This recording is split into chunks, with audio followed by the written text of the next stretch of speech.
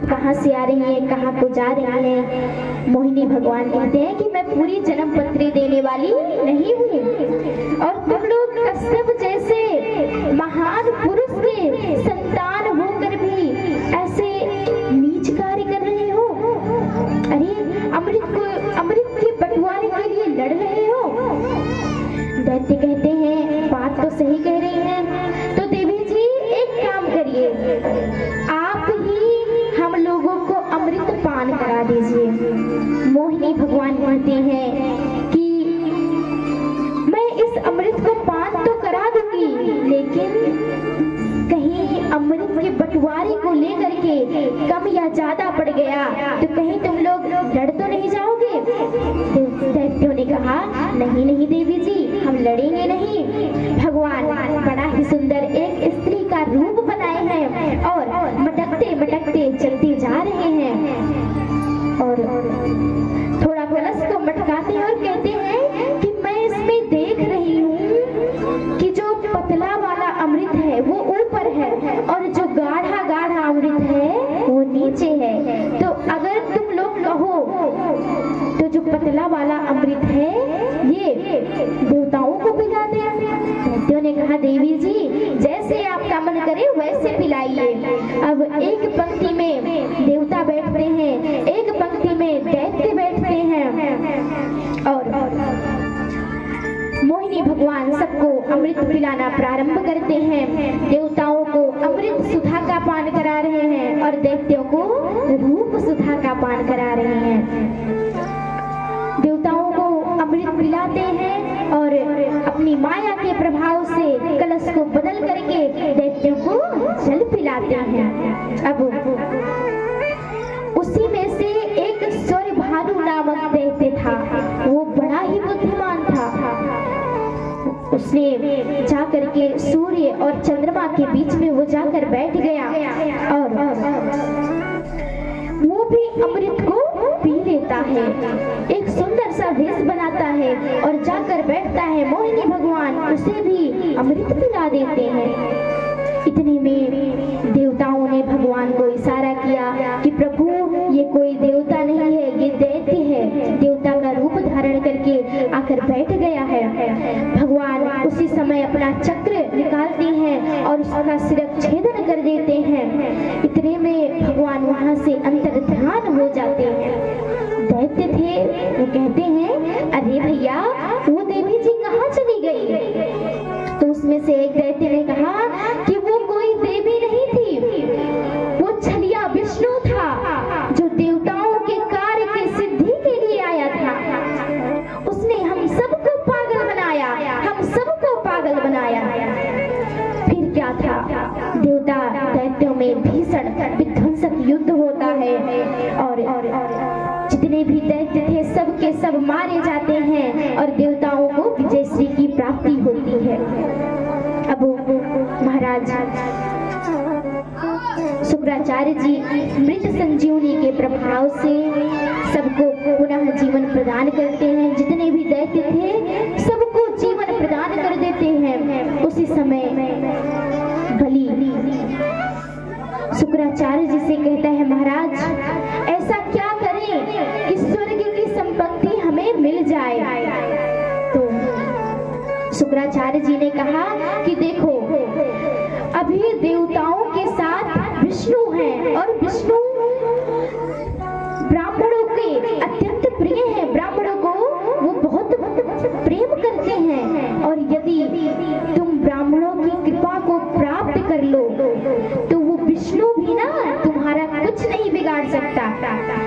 बलि दैत्य था, उसने कहा कि महाराज किंतु अब ब्राह्मणों की कृपा कैसे प्राप्त हो? तो शुक्राचार्य जी बताते हैं कि तुम भंडारा चालू करो। बलि भंडारा चालू करता है तो जितने भी ब्राह्मण थे सब लोग खूब बढ़िया भोजन करते हैं और भोजन करके जैसे ही पेट में हाथ घुमाया पेट भरा तो कहते हैं कि बलि तुम जो कुछ मांगना चाहो मांग लो, तुम्हें सब कुछ दे दूंगा। बलि कहता है महाराज आपकी कृपा दृष्टि बनी रहे, इससे ज्यादा कुछ नहीं चाहिए। ब्राह्मणों ने अपने तप के प्रभाव से एक विमान की रचना करते हैं और बलि को देते हुए कहते हैं कि बलि तुम इस विमान पर बैठ करके चाहे जहां जाओगे तुम्हें विजय श्री की प्राप्ति होगी। अब बलि जाता है और स्वर्ग पर आक्रमण कर देता है और स्वर्ग उसका हो जाता है। देवता भागते हैं, वहां से भागकर ब्रह्मा जी के पास पहुंचते हैं और पुनः दैत्यों का आधिपत्य स्वर्ग पर हो जाता है। बलि शुक्राचार्य जी के पास आते हैं और कहते हैं कि प्रभु अब आप बताइए मुझे और क्या करना है।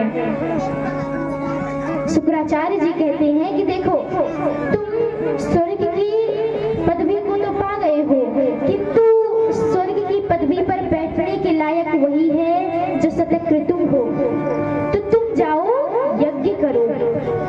अब बलि जाता है, नर्मदा के तट पर एक से बढ़कर एक यज्ञ करता है, बहुत यज्ञ करता है। उसी समय महाराज कश्यप की पत्नी दिति कश्यप के पास पहुंचती है और कहती है प्रभु हे महाराज कृपा करके बताएं कि हमारे पुत्रों को स्वर्ग का राज्य कैसे मिलेगा, क्योंकि दैत्य जब से स्वर्ग में गए हैं बड़ा ही अपराध कर रहे हैं, वे सभी को मारते जा रहे हैं।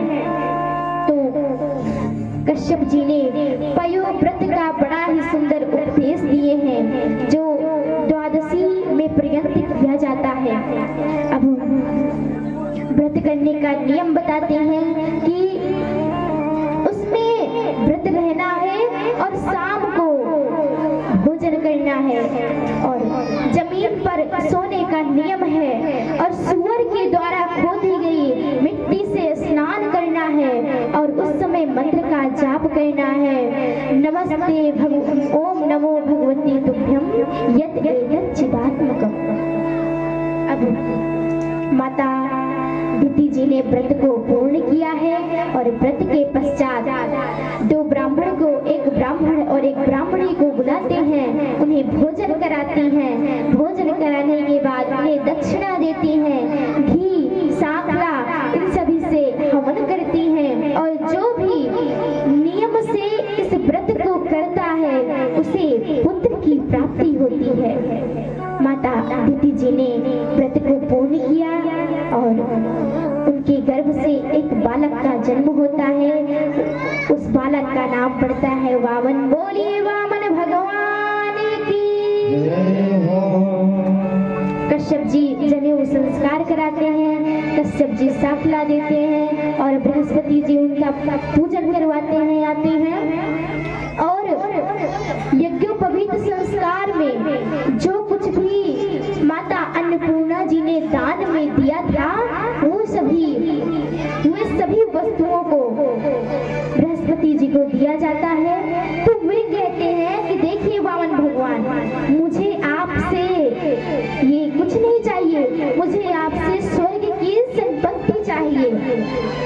तो वामन भगवान कहते हैं प्रभु गुरुदेव अरे स्वर्ग की संपत्ति हमें मिलेगी कैसे? तो कहते हैं कि इस समय स्वर्ग की संपत्ति बलि के हाथों में है और बलि नर्मदा के तट पर एक से बढ़कर एक यज्ञ को कर रहे हैं। और उसी समय वामन भगवान अपने नन्हे चरणों में चरण पादुका पहन करके बलि के पास जाते हैं। आइए हम लोग झांकी के माध्यम से वामन भगवान का दर्शन करते हैं। हरि वामन का वेश बनाए बलि राजा को छलने आए।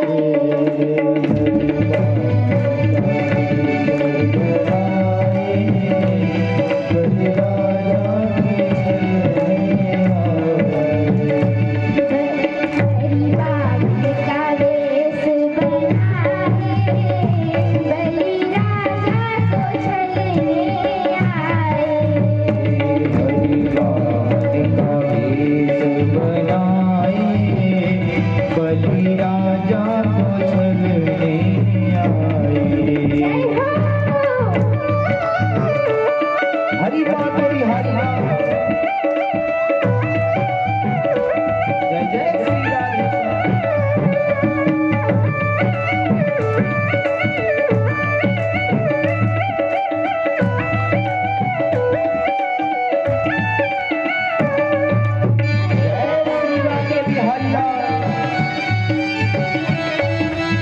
बजाते हुए